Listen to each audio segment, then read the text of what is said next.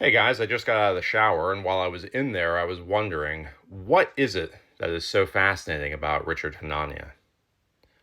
Because the answer is there is nothing that fascinating or interesting about Richard Hanania. Richard Hanania gained notoriety. He came up as a white nationalist blogger. He blogged under a pseudonym, and he was very well known in the community. A lot of people read him.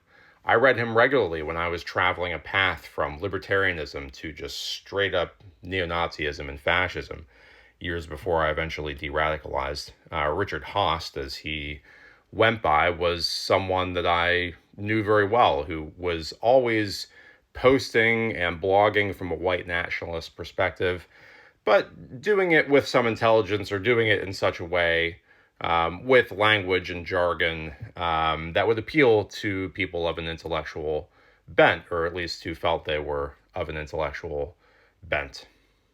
And I say that Richard came up as a white nationalist. You know, he was a white nationalist. He used to be the white nationalist. And he also is still a white nationalist. He's taken kind of a partial turn away from the far right, or engages in some critique of the far right, but he's never really moved off of or moved away from his underlying racist and misogynistic and patriarchal views that he continues to post. And when challenged on his long-term involvement and importance in the far right by journalists, he responds with mockery and bile and kind of a nah, you can't get me attitude. Not really the stuff of accountability.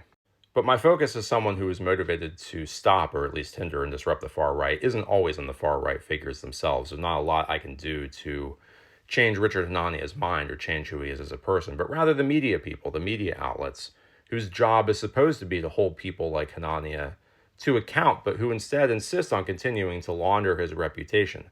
The Atlantic, one of the usual suspects, out again last week with a piece inviting readers to look upon Hanania, yes, as someone with problematic views, but almost problematic in such a way that makes him kind of a novelty, kind of a curiosity, kind of more interesting, if anything. The Atlantic is not the only outlet doing this, not by a long shot, but these kinds of figures in the media are the people that merit scrutiny, the people that we should be pressuring and scrutinizing and asking, WTF? These are the people who are screwing up. These are the people that are helping provide the legitimacy, the normalcy, the kind of media and intellectual space in which the far right can operate.